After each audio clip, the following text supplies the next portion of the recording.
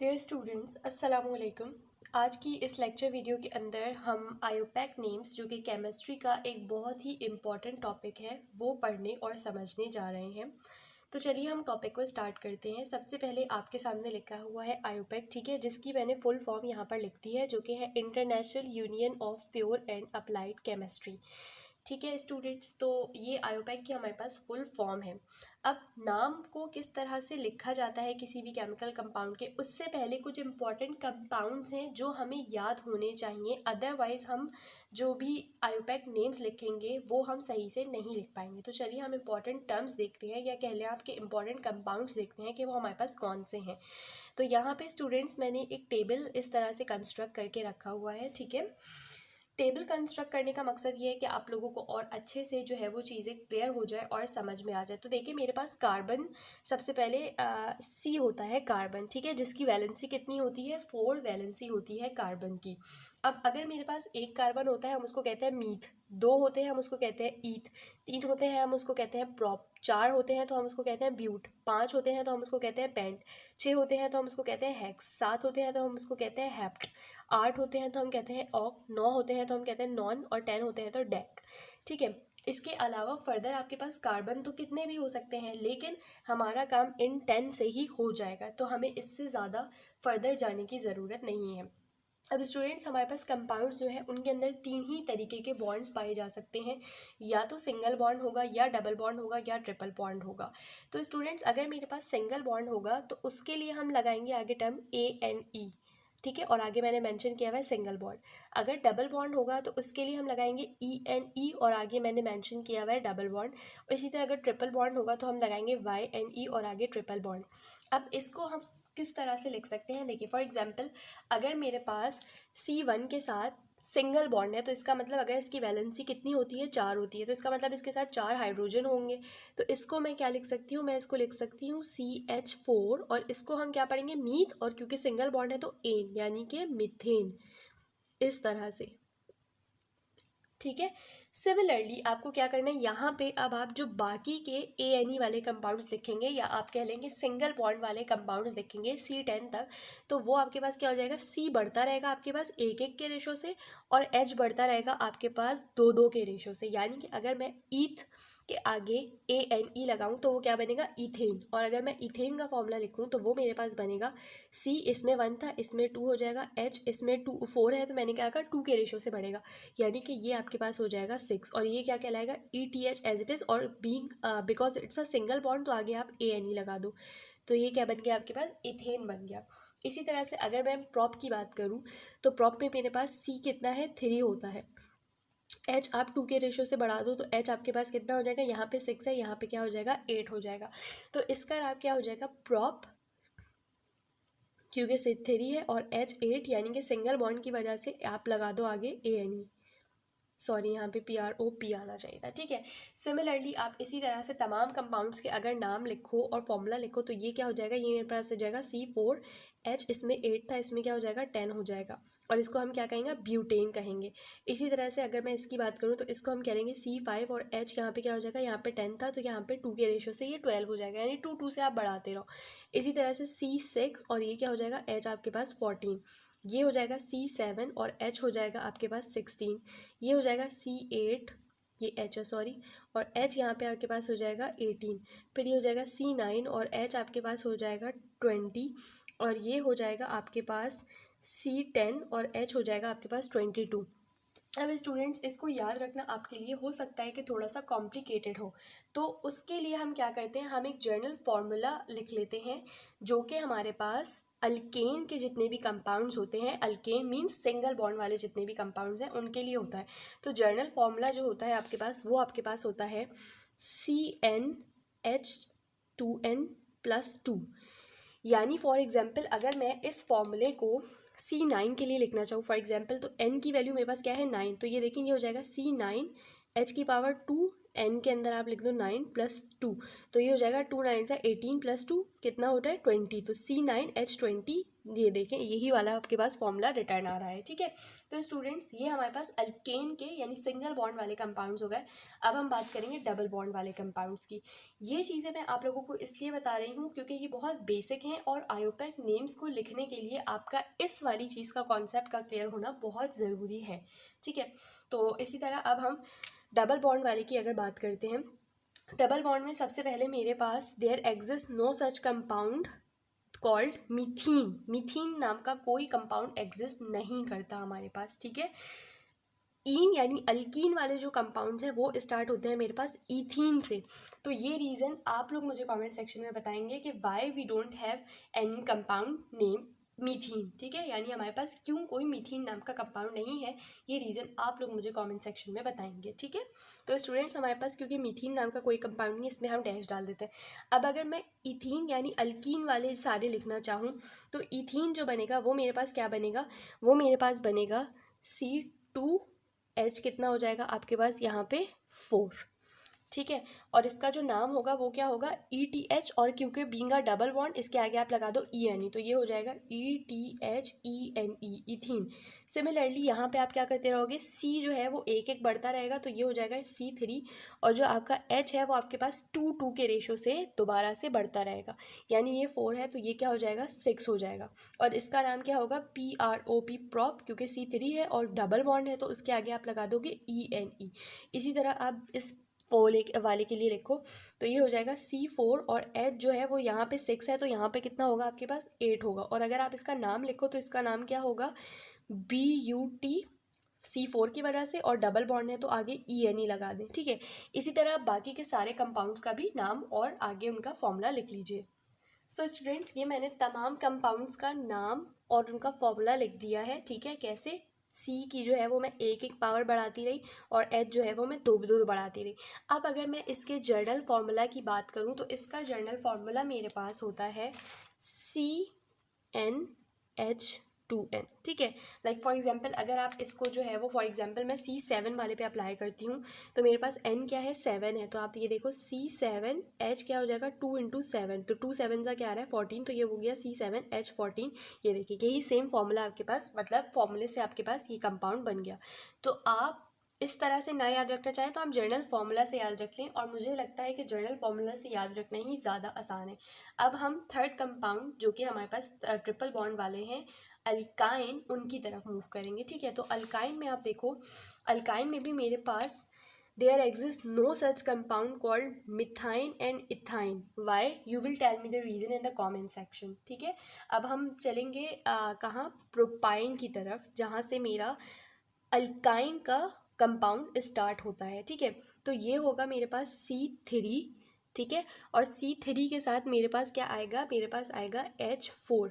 अब इसके अंदर जो बाकी के कंपाउंड्स मैं लिखूंगी वो कैसे लिखूंगी मैं, कि मेरे पास C जो है वो 1 1 1 1 बढ़ता रहेगा और H जो है वो मेरे पास 2 2 2 2 बढ़ता रहेगा। ठीक है, तो ये इस तरह से क्या हो जाएगा C4, और H क्या हो जाएगा, ये 4 है तो ये हो जाएगा 2 के हिसाब से 6।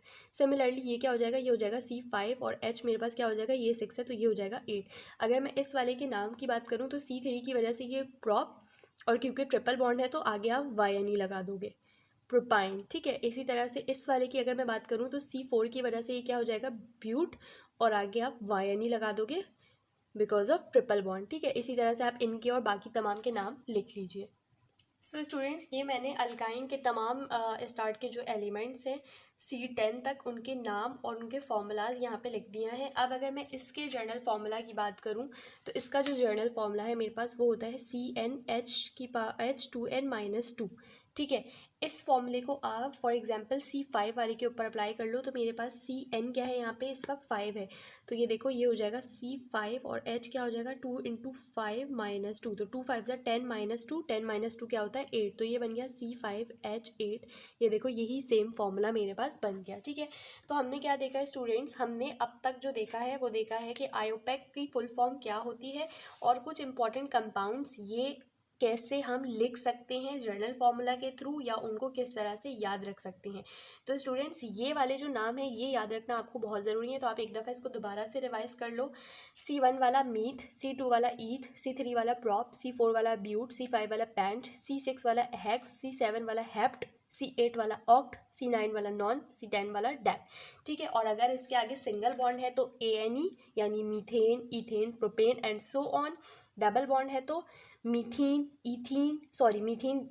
There exist no such compound called methene, ये स्टार्ट होगा ethene, propene, butene and so on. And similarly for triple bond we will call propyne, butyne, pentyne and so on. ठीक है स्टूडेंट्स, तो ये नाम अब आप लोगों को आगे इस्तेमाल करने हैं आयोपैक नेम्स को लिखने के लिए, तो आपने इन नामों को अपने दिमाग में रख लेना है। देन हमारे पास क्या चीज़ आती है, ये मैंने आपको नीचे शो किया हुआ है कि मेरे पास एक कंपाउंड है जिसको हम कह रहे हैं कार्बन। ठीक है, C फॉर कार्बन। अब इसकी जो है ना मेरे पास वो वैलेंसी होती है 4। ठीक है, अगर यहाँ पे कुछ नहीं लिखा मीन्स यहाँ पे जो मेरे पास वैलेंसी है वो है H, यानी H इसकी वैलेंसी को फिल कर रहा है। बट फॉर एग्जांपल अगर यहाँ पे मेरे पास अदर देन H कुछ होगा तो वो आपको मेंशन करके देंगे। अगर कुछ नहीं लिखा तो मीन्स H है, लेकिन अगर H के अलावा कोई और कंपाउंड इसके साथ लगा है, फॉर एग्जाम्पल OH, तो वो लाजमी आपके पास लिखा हुआ आएगा। ठीक है, तो इतनी सी बात मुझे यहाँ पे आपको बतानी थी। अब स्टूडेंट्स हम मूव करते हैं कुछ दूसरी चीज़ों की तरफ। तो ये मेरे पास दो टर्म्स यूज़ होंगी आयोपैक नेम्स को लिखने के दौरान, एक होगी पेरेंटल चेन और दूसरी होगी साइड चेन, जिसे हम ब्रांच या रेडिकल भी कहते हैं। पेरेंटल चेन मेरे पास क्या होती है, कार्बन की लॉन्गेस्ट चेन जो होगी वो मेरे पास कहलाएगी पेरेंटल चेन, और इस लॉन्गेस्ट चेन को छोड़ के बाकी जितना भी लगा हुआ होगा अदर देन पेरेंटल वो क्या कहलाएगा, वो कहलाएगा साइड चेन या ब्रांच या फिर रेडिकल। ठीक है स्टूडेंट्स, तो यहाँ तक हमारे पास इंट्रोडक्शन था। अब हम मूव करेंगे कि हम नाम किस तरह से लिखते हैं, आयोपैक नेम्स किस तरह से। तो इस लेक्चर वीडियो के अंदर मैंने सिर्फ और सिर्फ अल्केन यानी सिंगल बॉन्ड वाले कंपाउंड लिए हैं। अगली कमिंग लेक्चर वीडियोस के अंदर मैं डबल बॉन्ड, ट्रिपल बॉन्ड और आगे के भी जितने कंपाउंड्स हैं उन सबको कवर करूँगी। ठीक है, तो अभी हम सिर्फ सिंगल बॉन्ड वालों की बात कर रहे हैं। स्टूडेंट्स, अगर आप मेरे चैनल पर न्यू हैं तो काइंडली मेरे चैनल को सब्सक्राइब कर दिएगा, क्योंकि मैंने इस वीडियो को बनाने में बहुत मेहनत की है आप लोगों के लिए। आई होप आप लोग को आगे नज़र भी आएगा कि मैंने कितनी मेहनत से ये वीडियो बनाई है। तो काइंडली मुझे अप्रिशिएट करने के लिए वीडियो को लाइक भी करिएगा, कमेंट भी करिएगा, और अगर आपको वीडियो पसंद आए तो चैनल को सब्सक्राइब करते हुए जाइएगा। तो चलिए हम अब अपने आयोपैक नेम्स को लिखना शुरू करते हैं। उससे पहले देखिए मैं आपको दो इंपॉर्टेंट बातें बता दूं। इंपॉर्टेंट बातें क्या है स्टूडेंट्स, के आपके पास मतलब कि कंपाउंड आ सकता है, वो इस तरह से भी आ सकता है जिसमें कोई ब्रांच लगी हुई है, और वो इस तरह से भी आ सकता है एक स्ट्रेट चेन की तरह। ठीक है, अब पेरेंटल चेन जो होती है ना मेरे पास, वो ज़रूरी नहीं है कि वो स्ट्रेट हो, वो आपके पास इस तरह से भी हो सकती है और वो यूं करके एल शेप में भी हो सकती है। ठीक है, वेयर एज ब्रांच तो जो है वो या तो आपको ऊपर या नीचे इसी तरह से नज़र आएगी। ठीक है, या साइड में। सही है, तो पेरेंटल चेन के बारे में ये बताना था। अब अगर फॉर एग्जांपल मैं इस वाले कंपाउंड की बात करूं, अच्छा एक और बात है स्टूडेंट्स, मैं या तो ये कर सकती थी कि मैं आप लोगों को तमाम के तमाम जो रूल्स हैं आयोपैक नेम्स लिखने के वो अलग से लिख के एक्सप्लेन कर देती, या फिर मैं ये कर सकती हूँ कि मैं इनको सॉल्व करते हुए ही आप लोगों को बताऊं। तो मुझे ये बेहतर लगा कि बजाय मैं आप लोग को टाइम ज़ाया करने की, क्योंकि अलग से लिख के अगर मैं आप लोग को समझाती आप लोग को समझ भी नहीं आता।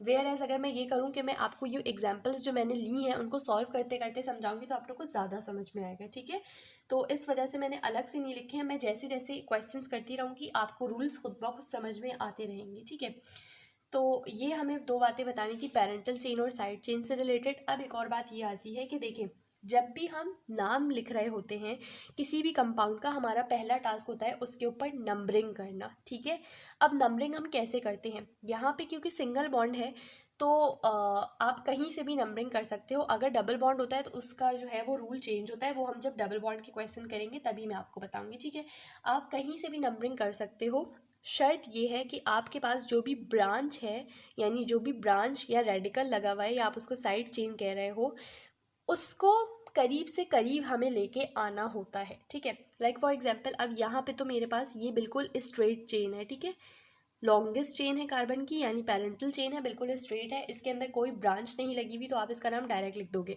तो पहले आप इसको नंबरिंग करो 1 2 3 4। हम कहीं से भी नंबरिंग कर सकते थे क्योंकि मेरे पास कोई ब्रांच तो लगी हुई नहीं है, तो आप यहाँ से करो या यहाँ से करो, एक ही बात आएगी। तो ये 4 है। तो C4 वाला कंपाउंड मैंने क्या कहा था आपके पास क्या होता है, ब्यूट। तो आप यहाँ पे लिख दो ब्यूट। एंड क्योंकि हर एक के साथ सिंगल बॉन्ड लगा है तो इसके साथ क्या आ जाएगा आगे ANE, यानी ब्यूटेन है ये मेरे पास। ठीक है, अब मैं सेकंड क्वेश्चन की तरफ मूव करूँगी।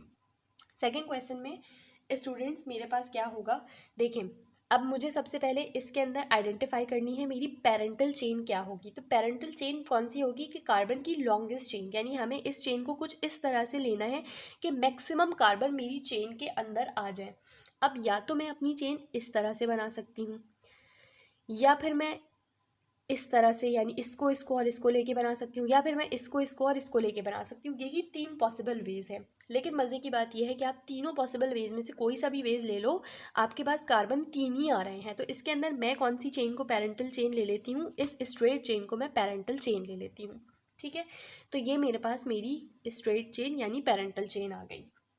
देन अब ये मेरी पेरेंटल चेन आ गई। अब आपको क्या करना है, अब आपको नंबरिंग करनी है। नंबरिंग आपको कहाँ से करनी है, देखो पेरेंटल चेन के अलावा ये वाला जो अब CH3 बचा है ना, ये आपके पास एज अ रेडिकल या साइड चेन जिसको हम कह रहे हैं, या ब्रांच जिसे हम कह रहे हैं, उसकी तरह से अब बिहेव करेगा। ठीक है, अगर मैं फॉर एग्जांपल इसको अपनी चेन ले लेती पेरेंटल चेन 1 2 3, तो ये वाला जो है ये मेरे पास अब एज अ रेडिकल बिहेव करता, या जिसको हम ब्रांच या साइड चेन कह रहे हैं वो बिहेव करता। लेकिन अब क्योंकि मैंने इसको स्ट्रेट चेन लिया है अपना, तो ये मेरे पास एक रेडिकल के तौर पे अब बिहेव करेगा। ठीक है, अब जो ये मेरा रेडिकल है, मुझे नंबरिंग कुछ इस तरह से करनी है कि ये रेडिकल मेरे पास करीब से करीब आए मेरी नंबरिंग के अंदर। ठीक है, तो अब अगर मैं यहाँ से करूँ तब भी ये 2 पे आ रहा है, यहाँ से करूँ तब भी 2 पे आ रहा है, तो मैं कहीं से भी नंबरिंग कर सकती हूँ।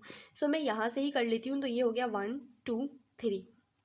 अब मेरे पास सबसे पहले जब मैं नेम लिख रही होती हूँ किसी भी ऐसे ब्रांच वाले कंपाउंड का, तो पहले मैं लिखती हूँ कि मेरे पास वो ब्रांच कहाँ पे है। तो मैं इसको लिखूँगी, ब्रांच किस पे आ रही है मेरे पास 2 के ऊपर, तो 2। और जब भी आप नंबर और अल्फ़ाबेट लिख रहे होते हो आप इस तरह से करके डैश डालोगे। ठीक है, नंबर और अल्फ़ाबेट लिखने के दौरान आप डैश डालोगे। ठीक है, 2 और 2 के ऊपर ये CH3 लिखा है, तो ये एज अ रेडिकल है, तो रेडिकल को आप बोलोगे मिथाइल। ठीक है, मीथेन की जगह आप बोलोगे मिथाइल। जब भी ये एज अ रेडिकल होगा तो आप इसको बोलोगे मिथाइल। सही है, इसी तरह से अब बाकी जो इथाइल फॉर एग्जांपल इथेन वाला यानी C2 वाला लिखा है, तो आप उसको इथाइल बोलोगे। क्यों, क्योंकि ये CH4 नहीं CH3 है। सही है, सो स्टूडेंट्स आप इसको लिखोगे 2 मिथाइल। तो अब इसका काम तो हो गया, यानी 2 के ऊपर मिथाइल लगा, ये तो हमें पता चल गया। लेकिन अभी मेरा ये बचा है 1 2 3, ये बचा है। तो 2 मिथाइल आपने लिख लिया, यानी आप समझो ये अब छुप चुका है, इसका कोई काम नहीं है। अब ये सिंपली क्या है आपके पास 1 2 3 की वजह से prop, and because of single bond इसके आगे लग जाएगा AN, यानी कि 2 मिथाइल प्रोपेन है मेरे पास ये कंपाउंड। सही, अब हम चलेंगे थर्ड अपने एग्जाम्पल की तरफ। थर्ड एग्जाम्पल में सबसे पहले मुझे क्या करना है, मुझे पैरेंटल चेन आइडेंटिफाई करनी है। तो देखो, या मैं इस तरह से बना सकती हूँ, अगर मैं इस तरह से बना रही हूँ मेरे पास कितने कार्बन आ रहे हैं 1 2 3 4। या फिर मैं इस तरह से बना सकती हूँ, तो मेरे पास कितने आ रहे हैं 1 2 3 4, अगेन 4 आ रहे हैं। या फिर मैं इस तरह से बना सकती हूँ, तो इस तरह से बनाने में 1 2 3 4 5 5 आ रहे हैं। तो इसका मतलब मेरी पेरेंटल चेन कौन सी हो गई, मेरी पेरेंटल चेन ये वाली हो गई। ठीक है, ये वाली मेरी पेरेंटल चेन है, ये। ठीक है, ये मेरी पेरेंटल चेन हो गई। क्यों ये पेरेंटल चेन है, क्योंकि मुझे मैक्सिमम कार्बन्स को कवर करना होता है अपनी पेरेंटल चेन में। ठीक है, तो मैक्सिमम कार्बन इसी तरह से आ रहे थे, तो ये मेरी पेरेंटल चेन है। अब ये जो बच गया वो मेरे पास क्या है, वो मेरे पास है रेडिकल। सही है, अब ये तो मुझे समझ आ गया। अब मुझे क्या करना है, अब मुझे इसको नंबरिंग करनी है। तो नंबरिंग में या यहाँ से स्टार्ट कर सकती हूँ या यहाँ से स्टार्ट कर सकती हूँ। अगर मैं यहाँ से करूँ तो भी ये 1 2 3 थर्ड पे आ रहा है, अगर मैं यहाँ से करूँ तो भी ये 1 2 3 थर्ड पे ही आ रहा है। ठीक है, तो मैं यहाँ से ही कर लेती हूँ अपनी नंबरिंग। तो ये हो जाएगा 1 2 3 4 5। तो सबसे पहले मुझे क्या लिखना होता है, मुझे लिखना होता है कि मेरा ब्रांच किधर है। तो मेरी ब्रांच थर्ड वाले पे है, तो मैं लिखूँगी 3 मिथाइल। तो ये हो जाएगा 3 और मिथाइल। तो इसका काम तो हो गया मिथाइल वाले का। अब देखो कितने कार्बन बचे, 1 2 3 4 5। 5 वाला कौन सा होता है, 5 वाला मेरे पास होता है पेंट। ठीक है, तो ये हो गया पेंट, और आगे क्योंकि सिंगल बॉन्ड है तो आप लगा दोगे ANE। तो ये है मेरे पास 3 मिथाइल पेंटेन, पेंटेन। ठीक है स्टूडेंट्स, तो ये मेरे पास थर्ड एग्जाम्पल हो गए। अब हम चलेंगे फोर्थ एग्जाम्पल की तरफ। अब देखिए ये फोर्थ एग्जाम्पल है, आपको देखते ही पता लग गया होगा कि लॉन्गेस्ट चेन आपकी ऐसे ही आएगी, यानी यही मेरी पेरेंटल चेन बनेगी। बाकी आप ऐसे भी ले सकते थे लेकिन उसमें 4 कार्बन कवर होते हैं, अगर आप ऐसे लेते तो उसमें भी 4 कवर हो रहे हैं, अगर आप इस तरह से करके लेते तो भी आपके पास 4 ही कवर हो रहे हैं। ठीक है, तो लॉन्गेस्ट स्ट्रेट में ही आ रहे हैं, तो ये आपकी पेरेंटल चेन है। ठीक है, अब हमें क्या करना है, नंबरिंग करनी है। अगर मैं यहाँ से नंबरिंग करूँ तो देखिए मेरे ये और ये अब मेरा रेडिकल है, अगर मैं ऐसे नंबरिंग करूँ तो ये होगा 1 2 3 4, वेयर एज यानी मेरा रेडिकल जो आ रहा है वो थर्ड और फोर्थ पे आ रहा है। वेयर एज अगर मैं ऐसे नंबरिंग करना शुरू करूँ यहाँ से तो ये होगा 1 2 3, यानी जो मेरा रेडिकल है अब वो 2 और 3 पे आ रहा है, जबकि यहाँ से मेरा रेडिकल 3 और 4 पे आ रहा है। तो यानी मैं नंबरिंग कहाँ से करूँगी, करीब से, तो करीब मेरा यहाँ से पड़ रहा है, तो अब मेरी यहाँ से नंबरिंग स्टार्ट होगी 1 2 3 4 5। सही है, ये मेरा आ गया। अब मेरे पास पहले मुझे क्या लिखना पड़ेगा, पहले मुझे अपने जहाँ जहाँ पे रेडिकल लिखी है वो वाली पोजीशंस लिखनी पड़ेंगी। तो अब क्योंकि रेडिकल मेरे पास 2 पोजीशंस पे है, एक 2 पे और एक 3 पे, तो इसको मैं कैसे लिखूँगी, 2,3।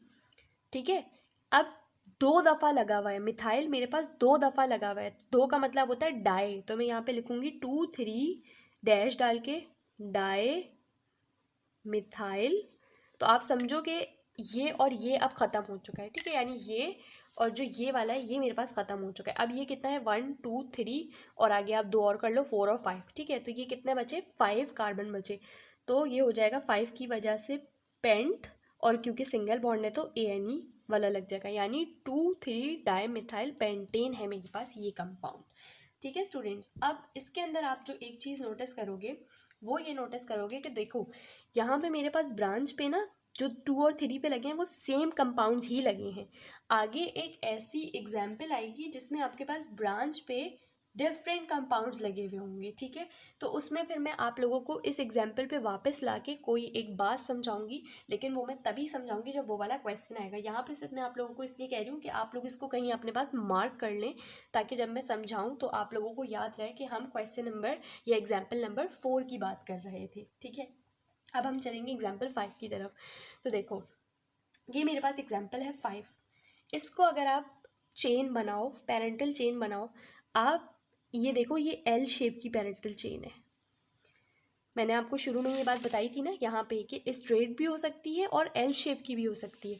तो ये मेरे पास L शेप की पेरेंटल चेन है और इसके अंदर कोई भी रेडिकल नहीं है, क्योंकि तमाम के तमाम कंपाउंड्स मेरे पास चेन में ही कवर हो चुके हैं।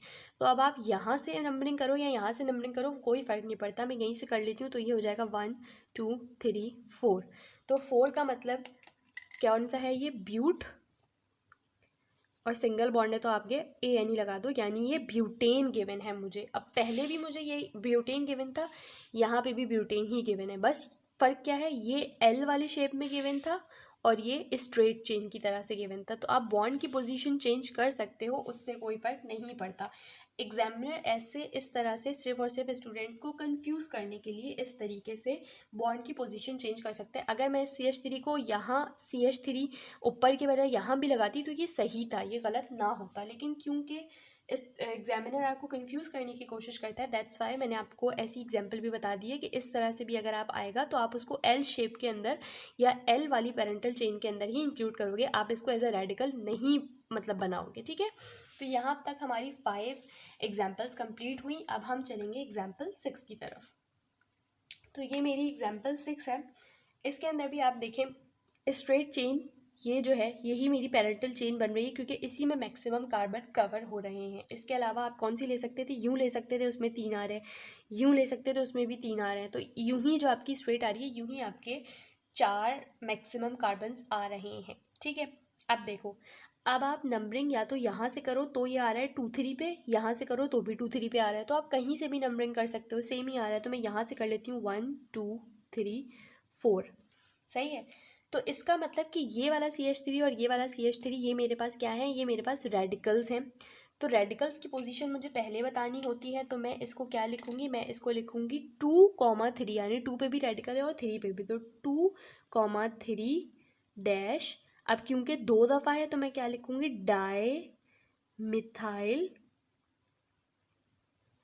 तो अब इन दोनों का तो काम हो गया, इनको छुपा लो, क्या बचा 1 2 3 4, 4 कार्बन बचे, 4 कार्बन का मतलब ब्यूट, और आगे सिंगल बॉन्ड है तो ANE। ठीक है, आप दोबारा से सुन लो, जब मैं दो नंबर्स लिखती हूँ उनके दरमियान कॉमा आता है, जब मैं नंबर और अल्फ़ाबेट लिखती हूँ उनके दरमियान डैश आता है। ठीक है, तो ये लिखने का तरीका है।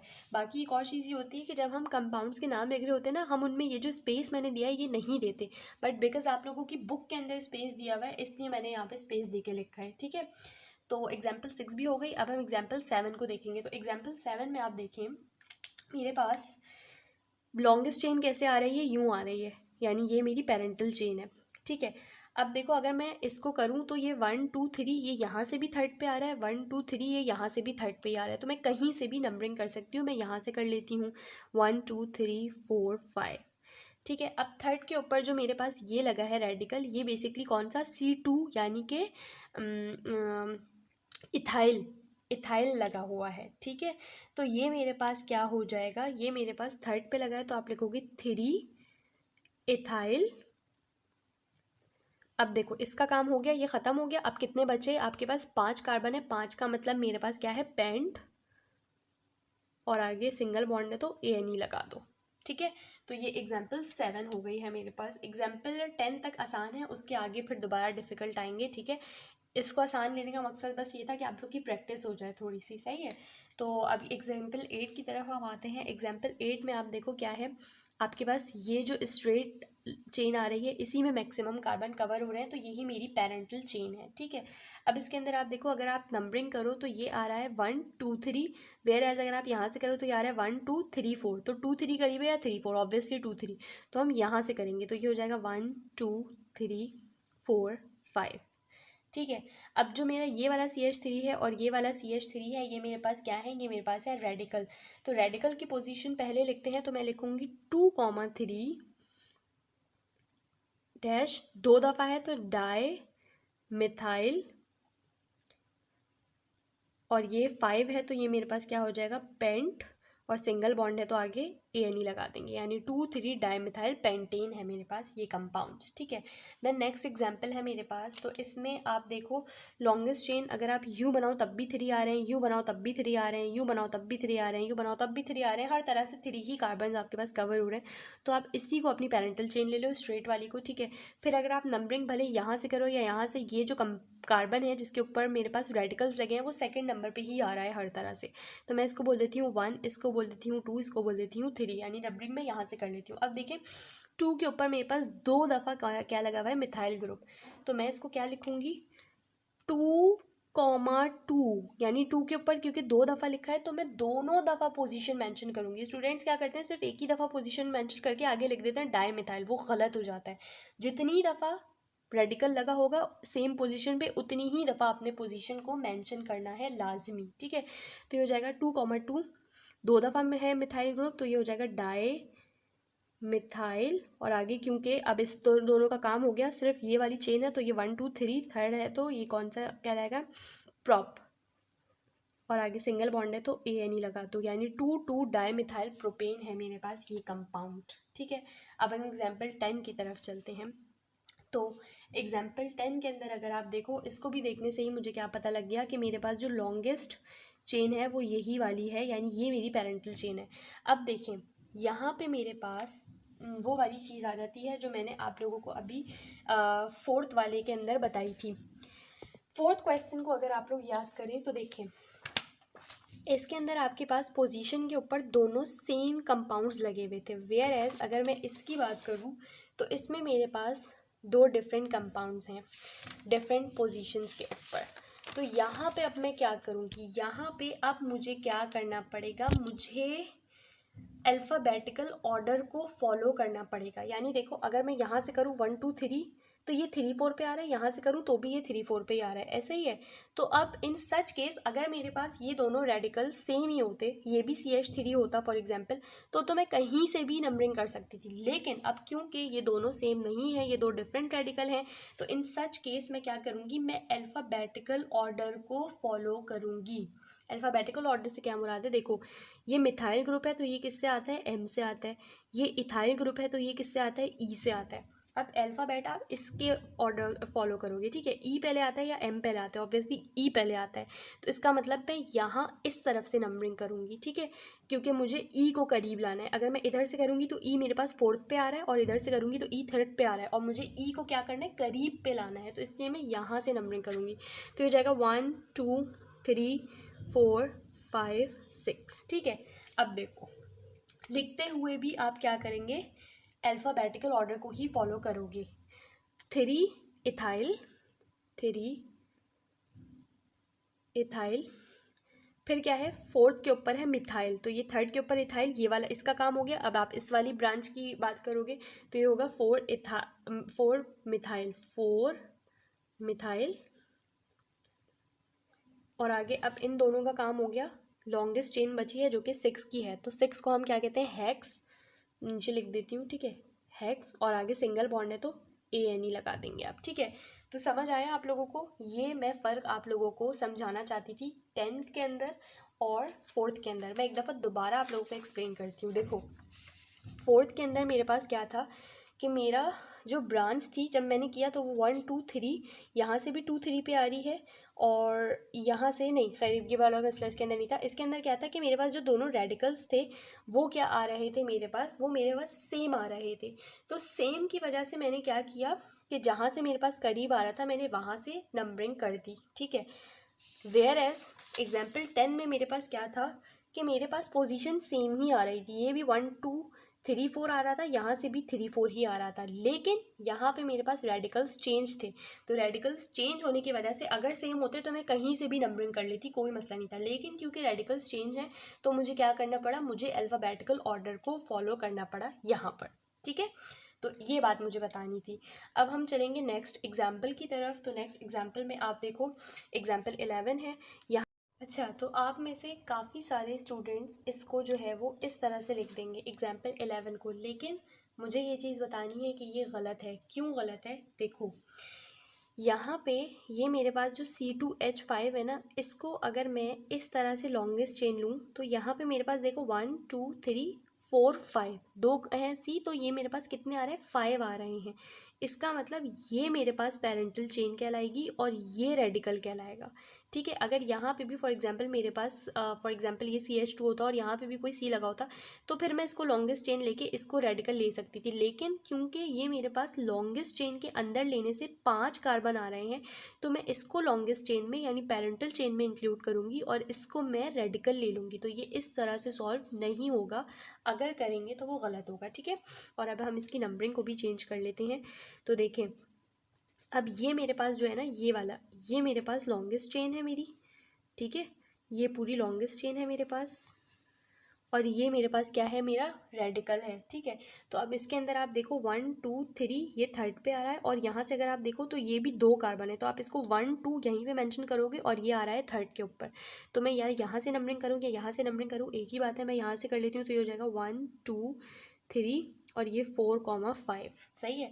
तो 3rd के ऊपर मेरे पास आ रहा है मेरा रेडिकल, तो ये हो जाएगा 3, कौन सा रेडिकल है, मिथाइल, और आगे क्योंकि 5 कार्बन है तो ये क्या हो जाएगा, पेंट, और सिंगल बॉन्ड है तो ANE, ठीक है। तो ये हो जाएगा 3 methyl pentene. So students, examiner आपको इस तरह से भी कंफ्यूज कर सकता है, आपने इस चीज़ का ध्यान रखना है, ठीक है। तो ये एग्जाम्पल 11 हो गई है। अब हम चलेंगे एग्जाम्पल 12 की तरफ। सो स्टूडेंट्स, एग्जाम्पल 12 के अंदर अगर आप देखो तो मेरे पास लॉन्गेस्ट चेन कौन सी आ रही है, मेरे पास लॉन्गेस्ट चेन ये वाली आ रही है, ठीक है। देखने ही से पता चल रहा है कि ये मेरे पास क्या आ रही है, लॉन्गेस्ट चेन आ रही है। किस तरह से आ रही है ये मेरे पास लॉन्गेस्ट चेन, आप देखो ये और इसको भी आप इंक्लूड करोगे, ठीक है, यानी ये L शेप की, उल्टे L शेप की लॉन्गेस्ट चेन आ रही है। तो देखो अब ये मेरे पास 1 2 3 4 5 ऐसे 5 आ रहे हैं। अब देखें अगर मैं इसको यहाँ से लूँ तो मेरे पास इसको भी आप लॉन्गेस्ट चेन में इंक्लूड कर सकते हैं या नहीं कर सकते, ठीक है। तो इसको भी हम लॉन्गेस्ट चेन के अंदर इंक्लूड कर सकते हैं इस तरह से, सही है। अब अगर आप चाहो, आप इसमें कंफ्यूज हो रहे हो ना, आप इसको थोड़ा सा इस तरह से कर लो। देखो ये इस तरह से मैं बना सकती हूँ ना, ये है फॉर एग्जांपल, यहाँ से बनानी शुरू कर रही हूँ मैं। CH2 bond CH2 bond CH2, इसके ऊपर लगा हुआ है CH3। ये जो CH3 नीचे है ना, आप इसको इस तरह से करके भी लिख सकते हो, और ये जो CH3 ऊपर है इसको आप यहाँ से भी करके लिख सकते हो। यानी स्टार्टिंग और एंडिंग के जो CH3 है उनकी पोजीशन आप, उन्होंने ऊपर करके दिया, आप साइड पे भी लगा सकते हो, ठीक है। इससे पोजीशन चेंज करने से कोई फ़र्क नहीं पड़ेगा मेरे नाम के ऊपर, लेकिन हर एक की पोजीशन चेंज करने से नहीं। यानी फर्स्ट और एंड वाला जो है, यानी स्टार्टिंग और एंडिंग वाला जो है, उसको आप इस तरह से भी घुमा सकते हो, और ऐसे इस तरफ भी घुमा सकते हो, इस तरफ भी घुमा सकते हो, हर तरफ घुमा सकते हो। लेकिन ये बीच के जो होते हैं ना, उनको आप या तो टॉप पे या तो डाउन ही घुमा सकते हो, और कहीं नहीं घुमा सकते, ठीक है। अब देखें, अब ये कितना आसान हो गया कि आप इसको लॉन्गेस्ट चेन ले लो। वही बात मैं बताई थी ना कि या तो आप इस तरह से बना लो, अगर कन्फ्यूजन है आप इसको स्ट्रेट करके बना लो। और अब देखो ये 1 2 3 ये फोर्थ पे आ रहा है, और यहाँ से 1 2 3 ये फिफ्थ पे आ रहा है। तो हम यहाँ से क्या करेंगे, नंबरिंग करेंगे, सही है। तो थर्ड के ऊपर अब मेरे पास रेडिकल आ रहा है, तो ये हो जाएगा मेरे पास 3 मिथाइल, और क्योंकि 6 है तो हेक्स, और सिंगल बॉन्ड है तो हेक्सेन, तो 3 मिथाइल हेक्सेन, ठीक है स्टूडेंट्स। तो ये मेरे पास एग्जाम्पल 12 हो गई है।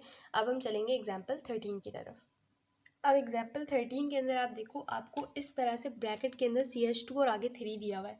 जब CH2 के आगे कोई भी N गिवन हो ना, फॉर एग्जाम्पल आप इसको N बोलो, तो इसका मतलब क्या होता है, इसका मतलब है कि CH3 बॉन्ड CH2 को उतनी दफ़ा लिख दो जितनी दफ़ा ये नंबर N गिवन है। N यहाँ पे मुझे 3 गिवन है, तो आप 3 टाइम्स CH2 को लिख दो।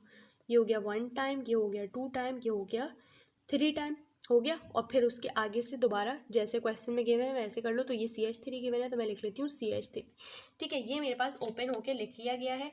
अब आप इसके अंदर कोई मेरे पास ब्रांच नहीं लगी है, ये एक स्ट्रेट मेरे पास पैरेंटल चेन है।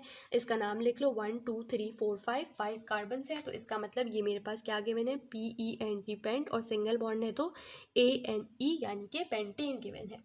अब आप 14 की बात करो, 14 में मेरे पास क्या गिवन है, मेरे पास CH3 के बाहर 2 गिवन है, तो यहाँ का केस मेरे पास चेंज होगा। ऊपर मेरे पास क्या गिवन था, CH2 के बाहर 3 गिवन था, तो मैंने क्या बताया कि उतनी दफ़ा आप CH2 को लिख दो। लेकिन जब आपके पास CH3 के बाहर N गिवन होगा, उसका केस चेंज होता है। उसका केस कैसे चेंज होता है कि आप इसको ब्रांच बना के लिखते हो, आप इसको बीच में नहीं लिखते, ब्रांच बना के लिखते हो।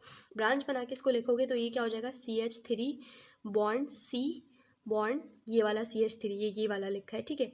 ये जो CH3 पावर 2 है, इसको आप यहाँ और यहाँ पे ऊपर ऐसे ब्रांच करके लिखोगे, ठीक है। अब आप इसका नाम तो लिख सकते हो, ये वही सेम कंपाउंड है जो अभी मैंने आप लोगों को पिछले किसी क्वेश्चन में, ये देखो इस क्वेश्चन में मैंने करवाया है, ठीक है। तो आप नंबरिंग करके इसका जो है वो क्या कर सकते हो, नाम लिख सकते हो, सही है स्टूडेंट। यहाँ पे सिर्फ मैंने आपको ये चीज़ समझाने के लिए ये क्वेश्चन दोबारा लिया था। तो ये एग्जाम्पल 14 हो गई है। अब हम नेक्स्ट एग्जाम्पल की तरफ चलेंगे, जो कि थोड़ी सी ट्रिकी है, सही है। अब यहाँ पे देखते ही सबसे पहले आपको क्या पता लग रहा है कि मेरे पास जो भी लॉन्गेस्ट चेन आ रही है वो कौन सी आ रही है, वो मेरे पास ये स्ट्रेट वाली जो है ये आ रही है। अब इसके अंदर अगर मैं नंबरिंग करूँ तो देखो, नंबरिंग मैं कहाँ से कर सकती हूँ, 1 2 3 यहाँ से ही कर सकती हूँ, ऑब्वियस सी बात है। तो यहाँ पे अब मैं क्या करूँगी, इस तरह से नंबरिंग कर लूँगी, 1 2 3 4 5 6 7, सही है। अब देखें मेरे पास कहाँ कहाँ ब्रांच लगी है, 2 पे भी लगी है, 3 पे भी 2 ब्रांचेस लगी हैं, 4 पे भी लगी है, और 5 के ऊपर भी लगी है। ऑलवेज रिमेंबर स्टूडेंट्स, पिछले जो एग्जाम्पल थी, एग्जाम्पल आई थिंक वो 4 और 10 थी, जिसके अंदर मैंने अल्फ़ाबेटिकल ऑर्डर की बात की थी। जब आपने नंबरिंग करी थी ना, आप हमेशा क्या करोगे, नंबर वहीं से ही करोगे जहाँ से आपका रेडिकल करीब था। जैसे ये मेरा रेडिकल करीब से था, तो मैंने यहीं से ही नंबरिंग स्टार्ट की। पिछले क्वेश्चन नंबर 4 के अंदर भी ऐसे ही था, जहाँ से रेडिकल करीब था वहाँ से नंबरिंग स्टार्ट की। और क्वेश्चन नंबर शायद 10 था वो, जिसके अंदर जहाँ से रेडिकल करीब था वहीं से ही मैं नंबरिंग करूँगी। जब मेरे पास, मतलब वहीं से ही नंबरिंग करना शुरू करूँगी जहाँ से रेडिकल करीब हो, जब मेरे पास रेडिकल सेम होंगे। लेकिन इन केस अगर मेरे पास रेडिकल जो हैं वो करीब तो है लेकिन मेरे पास रेडिकल्स डिफरेंट हैं, तो मैं क्या कर रही थी, मैं अल्फ़ाबेटिकल ऑर्डर को फॉलो कर रही थी, सही है। लेकिन लिखते हुए आपने हमेशा क्या करना है, लिखते हुए आपने हमेशा हमेशा अल्फ़ाबेटिकल ऑर्डर को ही फॉलो करना है, सही है। तो लिखते हुए अब जब मैं अल्फ़ाबेटिकल ऑर्डर को फॉलो करूँगी तो देखें, ये मेरे पास क्या है, इस वाले का ये मेरे पास आ रहा है एम से, ये भी एम से आता है, ठीक है। C3 ये पी से आता है मेरे पास, ठीक है। तो ये मेरे पास पी से आता है और ये मेरे पास ई से आता है। तो देखो सबसे पहले मेरे पास क्या आता है, अल्फ़ाबेट्स के अंदर ई आता है, तो मैं क्या लिखूँगी, 5 इथाइल। तो ये हो जाएगा 5 इथाइल, सही है। इस वाले का काम हो गया। अब मेरे पास पी पहले आता है या एम पहले आता है, एम पहले आता है, ठीक है। तो एम वाला यानी मिथाइल वाला ग्रुप मेरे पास किस पे लगा हुआ है, 2 पे लगा है और 3 पे 2 बार लगा है। तो मैं लिखूँगी 2, एक दफ़ा 2 के लिए, कॉमा 3 पे 2 बार है। तो 3 को मैंने अभी आपको क्या बताया था, जितनी दफ़ा किसी भी पोजीशन पे है आप उतनी ही दफ़ा उस पोजीशन को लिखोगे। तो क्योंकि 3 पे 2 दफ़ा था तो मैंने 3 को 2 दफ़ा लिखा, 2 के ऊपर एक दफ़ा था तो मैंने 2 के ऊपर एक दफ़ा लिखा। अब ये टोटल कितने लगे हैं, 1 2 3, 3 दफ़ा लगे हैं, तो ट्राई मिथाइल कहलाएंगे ये। तो ये हो जाएगा ट्राई मिथाइल, इसका भी काम हो गया। अब मेरे पास कौन सा बचा, ये वाला बचा, ठीक है। 4th के ऊपर लगा है ये, तो ये क्या लगा है, मेरे पास प्रोपाइल लगा हुआ है। तो मैं लिखूँगी डैश 4th के ऊपर मेरे पास ब्रांच है जो कि है प्रोपाइल। तो ये तमाम ब्रांचेस का काम हो गया। देखो 5 इथाइल वाली ब्रांच है, इसका भी काम हो गया। 2 3 के ऊपर जो ब्रांच है उसका भी हो गया। 4th के ऊपर जो ब्रांच लगी है वो भी लिख दिया। अब सिर्फ स्ट्रेट चेन जो मेरे पास है, पैरेंटल चेन, उसको लिखना है। तो 7 क्योंकि कार्बन है तो 7 वाले को क्या कहते हैं हम, हेप्ट। और क्योंकि सिंगल बॉन्ड है तो आगे लगा दोगे आप ANE, ठीक है स्टूडेंट्स। तो मैं ये चीज़ आप लोगों को एक दफ़ा दोबारा बता देती हूँ। देखो हमने 3 इस टाइप की एग्जाम्पल देखी थी। एक हमने देखी थी एग्जाम्पल 4th, जिसके अंदर मेरे पास क्या था कि एग्जाम्पल 4 के अंदर मेरे पास रेडिकल जो था वो 2 और 3 यहाँ से करीब से आ रहा था, तो मैंने करीब वाले ही को लिया। और क्योंकि रेडिकल सेम था तो मेरे पास कोई फ़र्क नहीं पड़ा, मैंने क्या किया, जहाँ से रेडिकल करीब आ रहा था वहीं से ही ले लिया, ठीक है। देन मेरे पास थी आई थिंक वो एग्जाम्पल 10, ठीक है, हाँ एग्जाम्पल 10 थी। अब एग्जाम्पल 10 में मेरे पास क्या था कि मेरे पास डिफरेंट रेडिकल्स थे। तो इसमें फिर मैंने क्या किया कि मैंने कहाँ से नंबरिंग को प्रेफर किया, जहाँ से मेरे पास अल्फ़ाबेटिकल ऑर्डर वाला रेडिकल पहले पढ़ रहा था, ठीक है। तो ये वाला काम मैंने किया, क्योंकि अगर आप यहाँ से करते तब भी आपके पास 3 4 पे आ रहा था, यहाँ से करते तब भी 3 4। तो इन सच केस क्योंकि मेरे पास रेडिकल चेंज था तो मैंने क्या किया, मैंने अल्फ़ाबेटिकल ऑर्डर को फॉलो करते हुए जो अल्फ़ाबेट वाला रेडिकल पहले आ रहा था वहाँ से मैंने नंबरिंग करी, ठीक है। अब इसके अंदर मेरे पास क्या था, इसके अंदर मेरे पास वही वाली चीज़ थी कि रेडिकल कहाँ से करीब आ रहा है वहाँ से मैंने नंबरिंग करी, ठीक है। लेकिन लिखते हुए मैंने अल्फ़ाबेटिकल ऑर्डर को ही ध्यान में रखा, यानी ऑलवेज ऑलवेज लिखते हुए आपने अल्फ़ाबेटिकल ऑर्डर को ही ध्यान में रखना है। सो स्टूडेंट्स, यहाँ पे हमारा अल्केन के आयोपैक नेम्स का जो टॉपिक था वो ख़त्म होता है। होप सो स्टूडेंट्स आप लोगों को ये वीडियो समझ में आ गई होगी। कोई क्यूरी है आप मुझसे कमेंट सेक्शन में पूछ सकते हो। वीडियो पसंद आई है तो मुझे कमेंट सेक्शन में ज़रूर बताएं, लाइक करें, चैनल को सब्सक्राइब करें और अपने फ्रेंड्स के साथ भी शेयर करें ताकि उनकी भी हेल्प हो सके।